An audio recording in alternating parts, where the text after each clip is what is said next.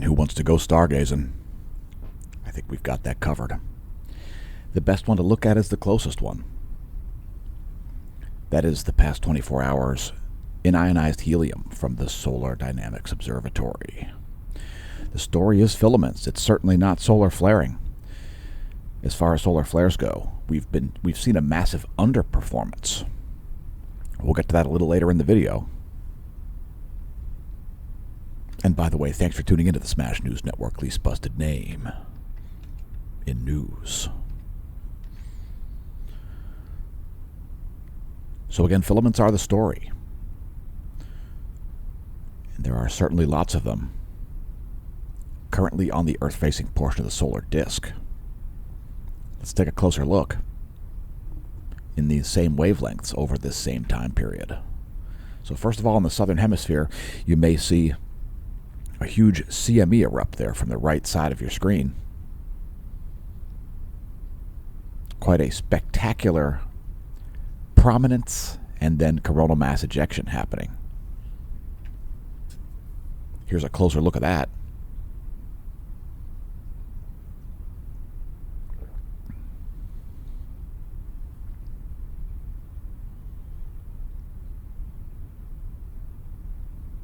And we'll let it play through a second time here. It's well worth it. So that's a thing. Here's another view of those filaments. You can see some really huge ones up and to the right of the Earth scale there, approaching the western limb. Prominence is all over the edges of the solar disk at the moment.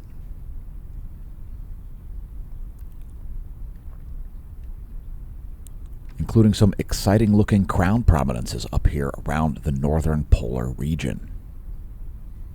So great examples here of plasma filaments defying gravity, hanging out in the sun's corona there, suspended by magnetic fields.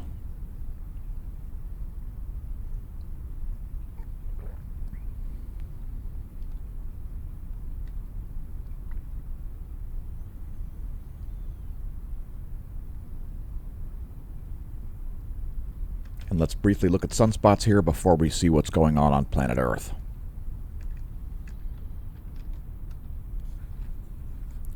So here is yesterday plus today. That's August 16th and August 17th to date.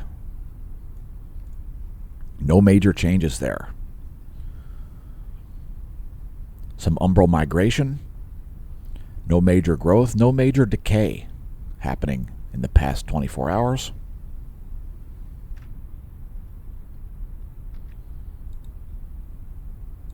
Here's colorized magnetogram for that same period of time.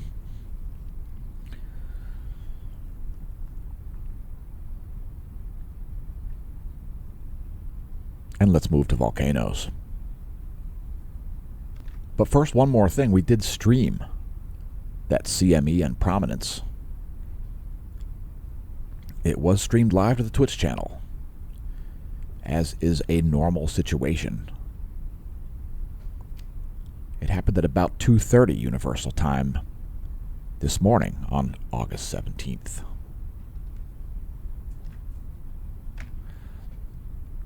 So as far as volcanoes go, there's been some uplift happening on central Iceland. The Askja volcano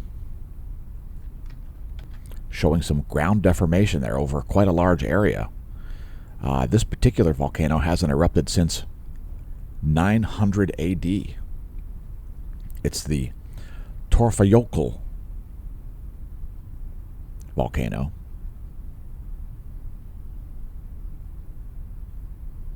So some more activity happening there at Iceland. Bagana also erupting there in an explosive fashion, producing a 10,000-foot ash plume over Bougainville Island, part of Papua New Guinea.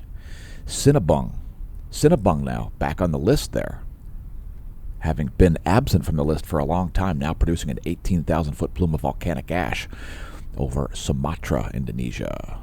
Luitolo also producing a 7,000-foot ash plume. Dakono exploding, 7,000-foot ash plume, flight level 070. Shishildin, eruptive episode decreased sometime during August 15th. Seismic activity declined also. However, it is still steaming since yesterday morning. So some hot volcanic material still there at Xixildin. Fuego in Guatemala exploding, flight level 170. Sangay in Ecuador exploding, flight level 200. That's a 20,000-foot ash plume. 14,000-foot ash plume over Revenador as it explodes, flight level 140. And it looks like the strongest eruption in the world is Sabancaya here in Peru. 29,000-foot ash plume there as Sabancaya explodes. It's a flight level 290. And rounding out the list is Ubinas in Peru, also exploding, flight level 230, 23,000-foot ash plume. Please don't pole vault the caldera. Largest quake of the past 24 was a 6.5. It actually happened while we did yesterday's premiere.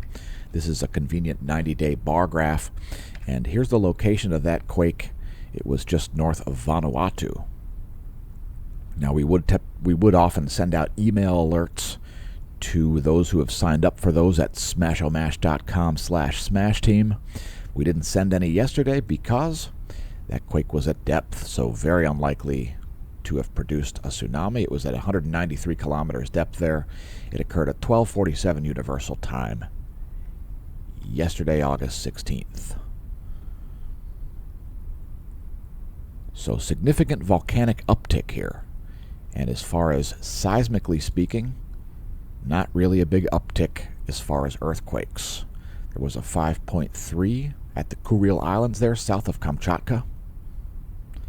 That was at 15:02 Universal Time. South of Tonga, there was a 5.4. 1600 Universal Time yesterday afternoon. Another quake there south of Kamchatka, a 5.0. That one would be an aftershock. Just keep in mind, any earthquake could be a foreshock. So be aware of that. Sometimes we get advance notice of an earthquake by an earthquake. Last but not least, 5.3 struck Java, Indonesia there at 4:28 this morning. And here is the past 24 hours from the closest star. Once again, the SDO 171 angstroms wavelength. It does look like two new active regions are rising here, so whether or not there'll be sunspots remains to be seen, but there is one there, and I see a bright spot up here also. So possibly two new active groups there rising. Besides that, again, not a lot of changes happening. Here we've added 211 angstroms to add some depth to the lower corona and to highlight the upper corona.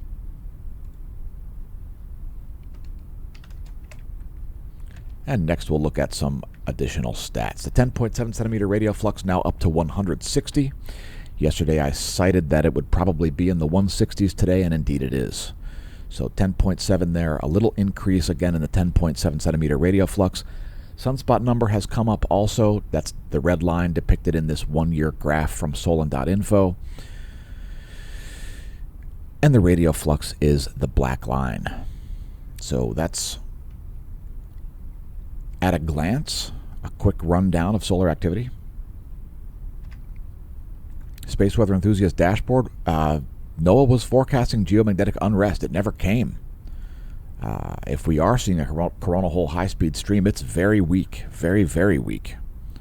We'll get to that in a minute. First, let's take a look at Earth's magnetic moment from space for the past 4 hours.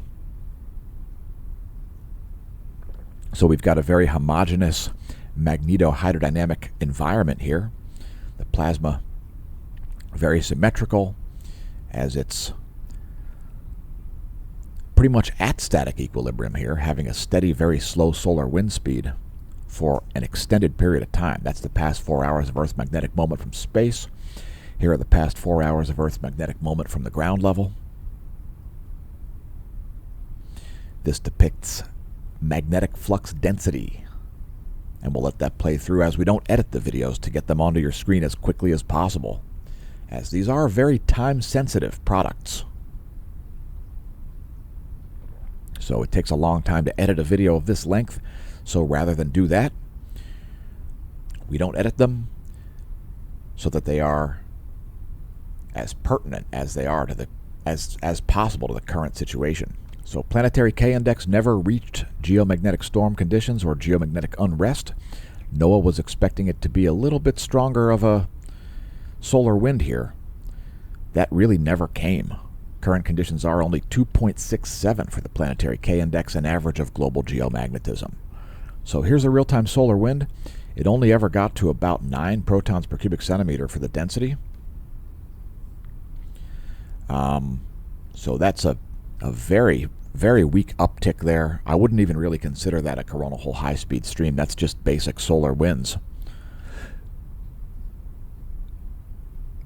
Current conditions are slow and diffuse. So, little density spike happening there just in the past few minutes. Just under 5 protons per cubic centimeter solar wind velocity here, only 340 kilometers per second. That is not what you would call a coronal hole high-speed stream. There also has been a recent shift here in the BZ, so that top red line there now shifted down to -4. That could raise the KP index modestly. GOES magnetometers here surprisingly smooth, again, because no significant coronal hole high-speed stream showed up.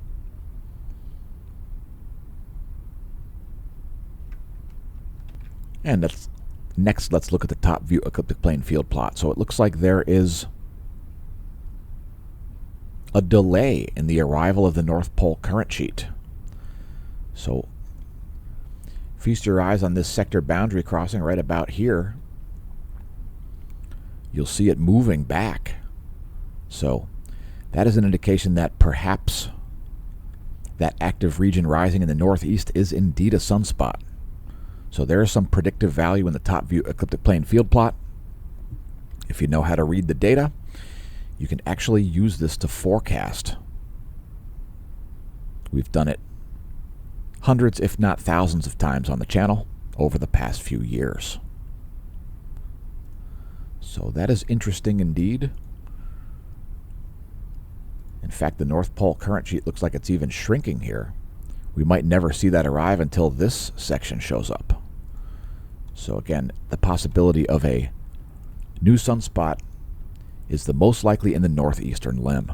Here's our line of sight field plot.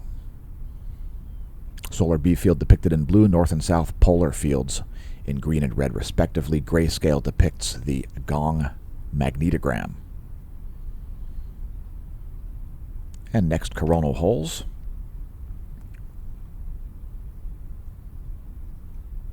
So we do have some North Pole-oriented coronal holes rotating in here, mostly in the southern hemisphere now. They look like they're shrinking. Let's take a look at that from SDO's perspective. So there's the SDO 211 angstroms wavelength for the past 24 hours.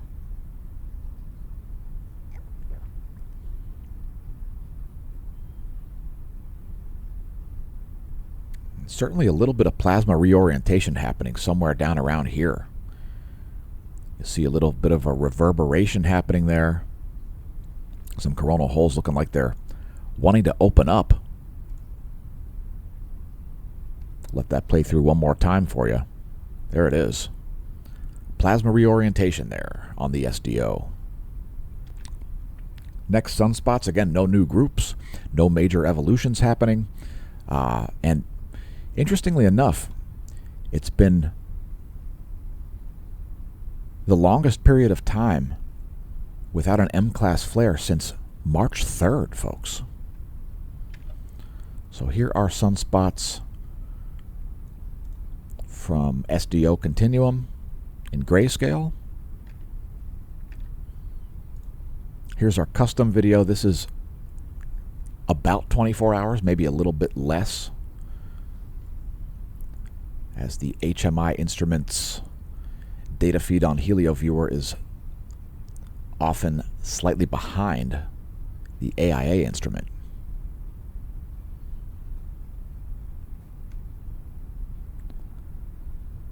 Now there was a small spike in the proton flux here. It's barely even noticeable. That wouldn't have caused any polar radio blackouts or anything like that, but some tiny bit of relativistic protons there showing up. And again, flaring has been very minor here. So surprisingly low amount of flares, and Perhaps it's the calm before the storm, folks. Statistically speaking, there should be a lot more flares than what we've been seeing. So perhaps the sun is about to ramp up into a higher flare mode here. And if you follow us on X, the platform formerly known as Twitter, you may have seen this morning's retweet from Dr. Keith Strong. Again, the longest period without an M flare since March 3rd. So very quiet as far as flaring goes. And let's take a look at 94 angstroms. And there it is from SDO.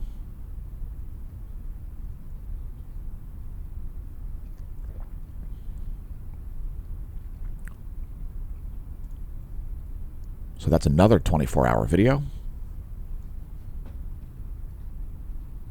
And next,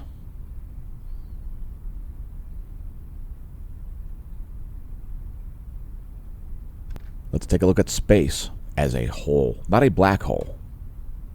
WHOLE.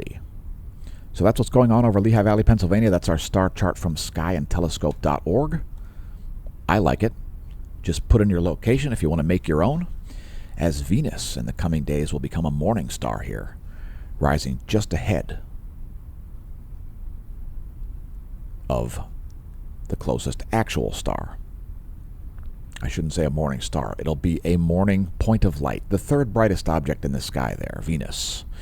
And Jupiter will remain high on the ecliptic at those moments. And let's do a solar system forecast. Here's where things are today. We'll advance this 1 week. Here's where things will be in a week. And hopefully things will be improving on planet Earth as they have been, what's the right word? Hellish? Yeah, hellish. That's the right word. One of the ways you can amuse yourself is through Zooniverse.org, the largest citizen science project in the world. One of my favorites is the Galaxy Zoo. Since artificial intelligence is not capable of classifying many of the galaxies viewed in deep space, we need people like you to set up an account over there on Galaxy Zoo and do some galactic classification. So I'll go through one of these just to show you what it's like. So this one is, let's see, certainly features. And it's always the center galaxy, folks. Don't worry about the ones that are not in the center. So there you go. Is it a disk-viewed edge on? Well, definitely not. Is there a bar? There is no bar. Is there any sign of a spiral arm pattern? Well, I think there is. And this is what we would call a loose evidence of a spiral arm pattern. I'm seeing 2 in that imagery, so there's 2 spiral arms. Is there a bulge? So I'm going to say that there is a moderate bulge there. And there are obvious bright clumps, because it looks like a galactic merger. So there's some clumps, and we'll say merging. And we'll say that it is also including irregular, a dust lane, overlap. And there you go. A galaxy has been classified. So Zooniverse.org is what we're talking about. Zooniverse.org, folks. We need humans to classify galaxies, and lots of other projects available there. Also, the largest citizen science project in the world. And today's astronomy photo of the day is another spectacular one. This one is a cosmic zoo in the constellation Cepheus.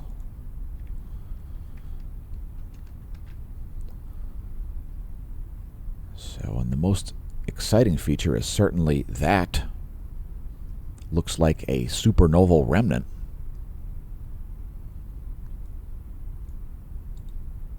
And let's pan across this fantastic imagery. apod.nasa.gov if you want to check it out on your own.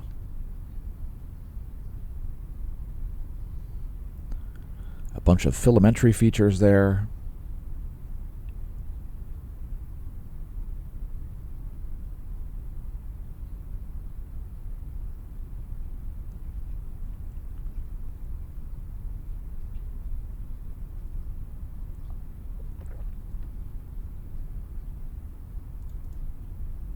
And there's the full view. that is known as IC 1396 and SH 2-129. It's about 10 light years long.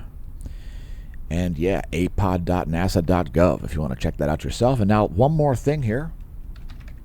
Talking about cosmology, the local interstellar environment. So if you've never seen plasmascape.com, plasmascape.com will allow you to see this interesting simulation of the local interstellar region. The reason we have this oriented the way it is now, this is zoomed out to level 4, because it's showing the background stars here. So the reason we have this up is because all of the local group stars, the stars that are closest to the sun in the interstellar medium, they're all moving as a group toward the star Deneb in the constellation Cygnus. Now, with respect to those stars, the sun is actually moving in this direction, toward this solar apex. But as a group, they're all moving toward Cygnus, the star Deneb. So we've oriented it that way. And then if you zoom out further, Plasmascape will show you the local interstellar chimney. So this is an hourglass-shaped feature in which all the local groups are present. And this puts the galactic center off to your left. Of course, we had this oriented a little differently here. The solar apex was actually off to the right, so it was something like this. That would be the actual motion of the local group.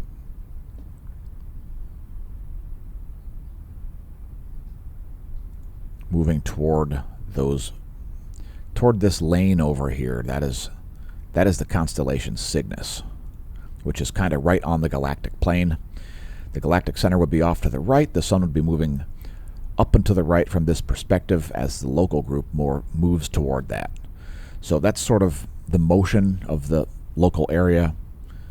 Again, it's plasmascape.com.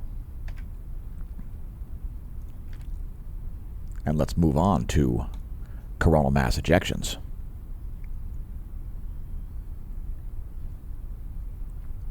So here are yesterday's CMEs. There have been 4 in the past 24 hours, at least according to Dr. Keith Strong. They're all looking pretty minor there.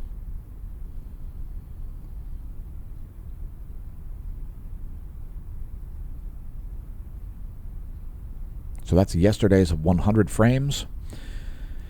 And here are an additional 32 frames from today. And you'll see right at the beginning there that CME that we showed earlier, that coronal mass ejection coming out of the southwestern limb, not likely to have any earthly directed components according to the existing coronagraph imagery.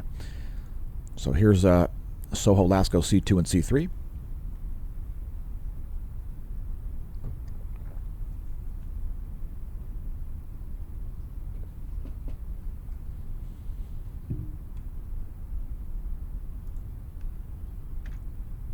We'll also show stereo A despite its oddities.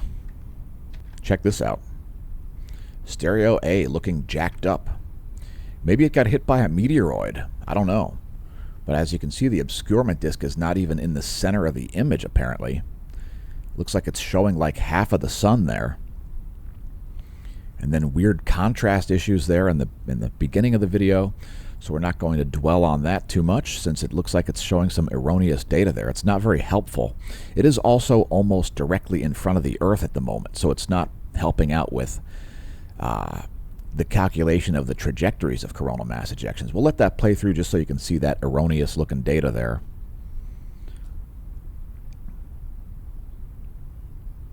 Hopefully stereo A's coronagraph isn't damaged, but it's not looking good. I don't have any theories as to why that would be.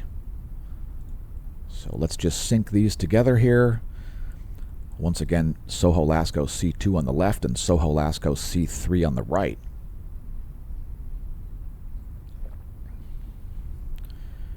And again, no indication that that CME, which is coming right now, has any earthly directed components. It'll miss well to the southwest. Next, filaments. And before we show that imagery, let's show our custom videos because we've got some spectacular ones today. Again, filaments are definitely the story here. You can see lots of prominences there on that full disk view. That's 193 plus 304 angstroms.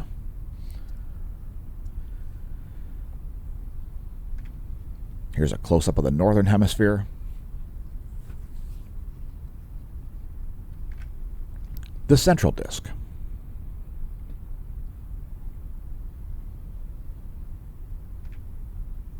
And there's the south.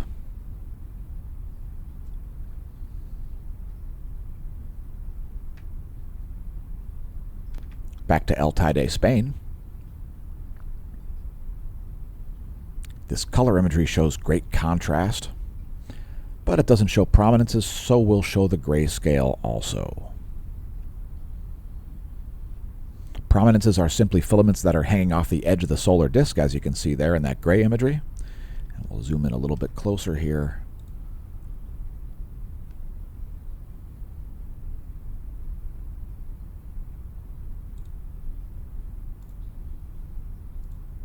Likelihood of coronal mass ejections remains at like 100% in the coming 24 hours.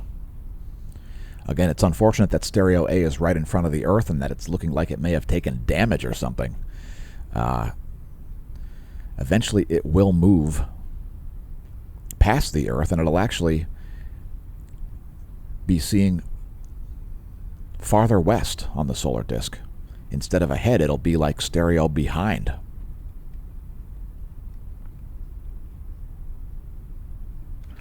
So here are the past couple of hours from the GOES 16 SUVI.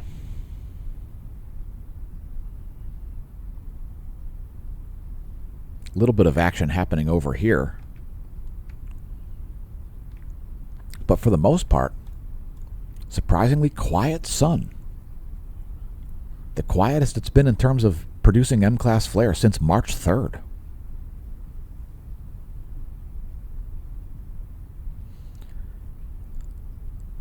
Next, bonus features. And we'll blast through these quickly. Satellite charging hazards. We have some minor surface charging hazards here showing up in the East Pacific. Surface charging means low energy electrons that collect on the outside of spacecraft. Those are minor surface charging hazards.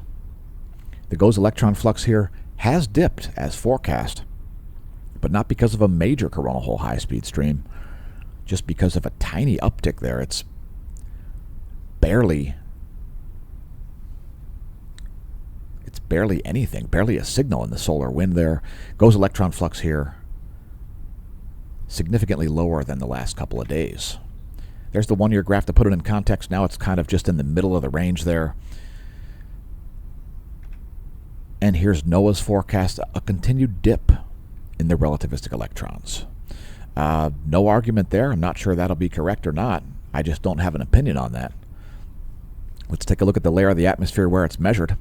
Feel free to pause on this frame. The F layer is what we're looking at next. This is the vibrational frequency of that bridge between Earth and space, the F layer of the ionosphere. We don't expect to see nearly as significant of anomalies as we expected. We expected to see a more earnest coronal hole high-speed stream.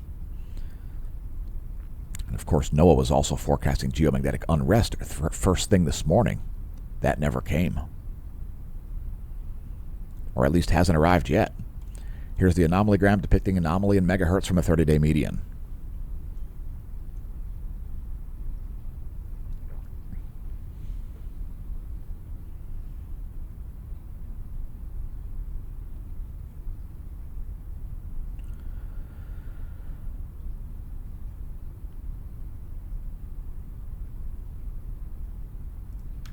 There's the latest image. That's 11:45 Universal Time and 12 o'clock Universal Time for the anomalygram. We also show total electron content. That is free electrons to about 12,500 miles of altitude. And we are seeing some significant nighttime anomalies happening here. See some major GPS errors over the equatorial region there in the middle of the night. So that's less common than noontime GPS errors around the equatorial portion of the planet. the coupled thermosphere, ionosphere, plasmasphere electrodynamics model. And good news about the North American total electron content forecast. The anomalygram is back. And we are seeing quite significant high electron count anomalies around places like Baja California. So right in there, some very significant high electron content anomalies. That is anomaly from the 10-day average. Quite a major signal there around the East Pacific, Baja California, also over Mexico and Central America. Some quite major electron content anomalies there. We'll play that through one more time. And then we'll show the latest images of the closest star. So here is the latest intensitygram and the latest magnetogram. Again, no major changes here. It has been quite stable. But also quite a few sunspots, 11 of them. By the way, if you enjoy the content, consider becoming a member of the Smash Team. Smashomash.com/Smash Team is our custom subscription services site. We launched that back in October of 2021 to provide additional content to our viewers. So you can find, for example, our Twitch stream will be running there most of the time. You can also find links to our paid affiliate links, the Spotify music channel, Instagram, etc. We do send out email alerts about videos just like this one. So if you haven't signed up for email alerts, you can even get those at the bronze level. That will help with the issues about notifications not being received when we put up content. There's also a silver and a gold level. The best value is the gold annual paid-up subscription. Smashomash.com/Smash Team for additional content there. Custom. Home-built website. One of the links you can find is the link to the Hemp Lucid shop, so check that out. Perhaps try the stress mushroom gummies, as it seems like stress is at an all-time high here, at least maybe since 2020. A lot of people having a bad time, so perhaps feel better with that. And of course, we encourage our viewers to save money. A lot of the products that we feature on the Amazon shop can accomplish that. Do you have a salad spinner? Do you like salad, but are you mad that when you prepare it, it only keeps for so long? If you prepare it in a salad spinner, your salad will be drier and it will keep longer as a result. So perhaps try out the Cuisinart one from our Amazon store, amazon.com/shop/smashomash. A series of kitchen items there. This is made out of extremely durable plastic, and we would be lost without our Cuisinart salad spinner. It is just spectacular. Increase the fridge life of your salads with a salad spinner. Spin those vegetables to dry them out before throwing them together. Today's featured product from the Redbubble shop is Universum Liberate. Now, I'm wearing the Smash Team. That is the gold annual paid-up subscriber only Smash Team design, because the gold annual paid-up subscription does include complimentary merch. So this is one of the products you can get. You can also get a scoop neck girl shirt, or you can get a hat with the Smash Team logo. But today's featured product from the Redbubble shop is, since you can't buy the Smash Team gold annual paid-up subscriber exclusive design, the featured product is the motto of the Galactic Federation Special Forces. Now, of course, we like to put some humor in the stuff, and pardon my dry sense of humor. A lot of times people don't get it and completely misinterpret stuff. For example, things said on Twitter. A lot of times people completely misinterpret what's said. However, Universum Liberate is serious. As if I could wave my magic wand, I would set everybody free. And by the way, there is a 30% discount site-wide on the Redbubble shop. So convince people that you're in the Illuminati with some Latin lingo on your Galactic Federation Special Forces products. Universum Liberate. The key symbolizes signal strength and security. The lightning bolt signifies galactic scale instantaneous reach. The spiral represents the galaxy itself. And I'll just leave it there. You can find links below this video and on the homepage at smashomash.com. So hit us up on our custom website. We built a massive web ring for people like you. There's also a forum. You can read about our mission on the forum, smashomash.com/forum/mission. There's the merch link. There's the link to the Smash Team site, YouTube page, Facebook group, Facebook site, etc. And welcome to the Neo-Renaissance. Let's move to meteorology. Why? Because, well, there's lots of stuff to cover. First of all, there is a tropical storm here brewing off the coast of Mexico. And there's a lot of hot water there, so there is a lot of convective potential in all of this area here. See all this hot water? That's showing sea surface temperature. And yeah, now winds are they're probably at about 65 miles an hour right now. So that's the situation. A lot of warm water there, a lot of capability to fuel that system. So that's the first thing we'll cover. Next, we'll show the wind patterns of the planet. So there are surface winds for the east, jet streams of the east, jet streams of the Americas, surface winds of the Americas, surface winds of the central world. And here are the jet streams. Now let's take a look at our windy map here. So showing winds at 52 miles an hour there. Now the pressure isn't super low yet for this system. If you look at pressure instead, that's just wind speed. The pressure is only in the 990s. So if you go to the lowest pressure areas here, only 993, not a very major pressure.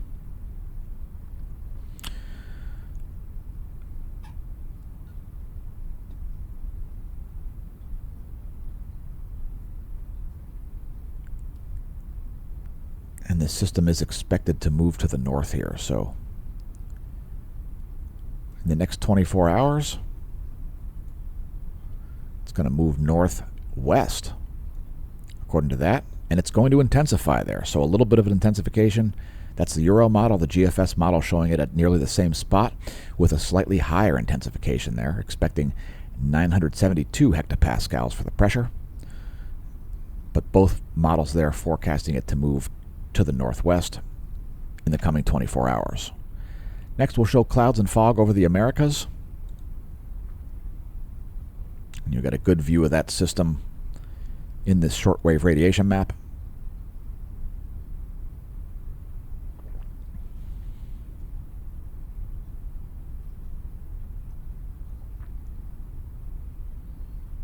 Quite a large system there with a lot of clouds to its west.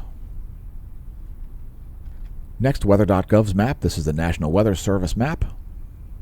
Got some foggy conditions in Minnesota and Wisconsin, it looks like. Some air quality alerts over Oklahoma. Some high temperature alerts over Texas and Louisiana especially.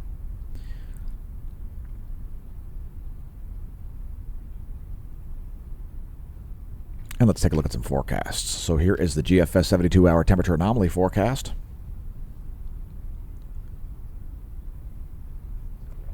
Hot temperatures will move across Montana and then into the western Great Lakes states. 72-hour GFS temperature anomaly forecast in degrees Celsius.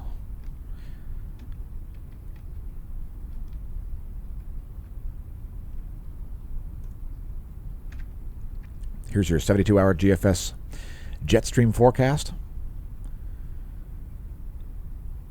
There's a high-pressure ridge there hanging out over Kansas. You can see that mild clockwise rotation happening there as the jet stream will largely be north of the U.S.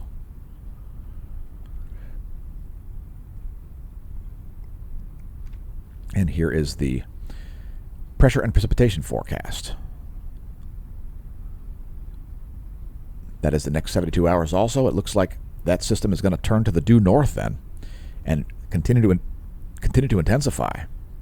So it's going to drop all the way down to 943. This is millibars. That is the GFS 72-hour temperature, pressure and precipitation forecast, rather. And here's our lightning mapper.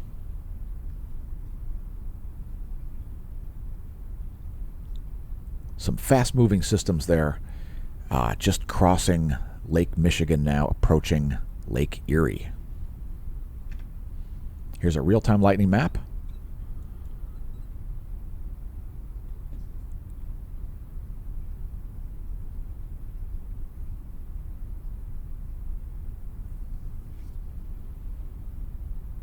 And that is pretty mild. Not that many lightning strikes.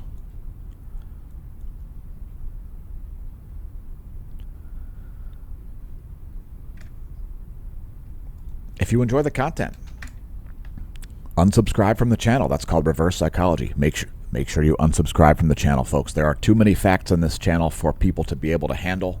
So make sure you do not subscribe. It's very dangerous. Facts are very dangerous. Avoid them at all costs. Make sure that you only view YouTube channels that talk about utter nonsense, propaganda, ridiculous, implausible theories about nature and about human technology. Watch those channels. Don't watch our channel. We thank you. We thank you for unsubscribing.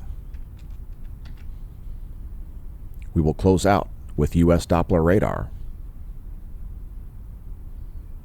There's the full 50 state view. Here's the lower 48 view.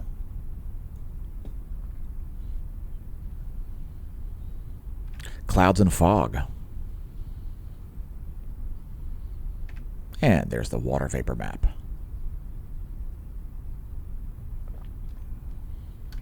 Once again, here's the recap. Vertical motion of the air column. Shortwave radiation depicting clouds and fog even when it's dark. And there's the water vapor map. That should clear up any lack of clarity in your Doppler radar. Anyway, it's time to close this thing out. Thanks for tuning into the Smash News Network, least busted name of news. Again, beware of facts. Facts are very dangerous. After all, it is 2023, and avoid facts at all costs. We'll see you soon. I'll have been your host, Dan, a.k.a. Smash-O-Mash, signing off. And may that solar wind be at your back.